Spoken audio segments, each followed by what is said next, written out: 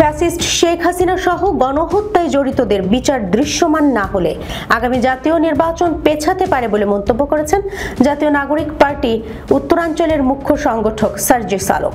সোমবার দুপুরে জামালপুর জেলা পরিষদ মিলনায়তনে এনসিপির সমন্বয় সভা শেষে সাংবাদিকদের এই কথা বলেন তিনি।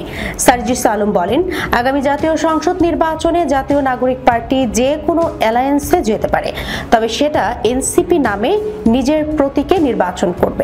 আগামী নির্বাচনে জাতীয় নাগরিক পার্টি শাপলা প্রতীক নিয়েই নির্বাচনে অংশগ্রহণ করবে। আগামী জাতীয় নির্বাচন ঘোষিত সময়ে হবে কি না এমন প্রশ্নের উত্তরে তিনি আরো বলেন, ফ্যাসিস্ট শেখ হাসিনা সহ তার দোসররা যারা সরাসরি গণহত্যার সঙ্গে জড়িত তাদের বিচার দৃশ্যমান না হলে নির্বাচন পিছিয়ে যেতে পারে।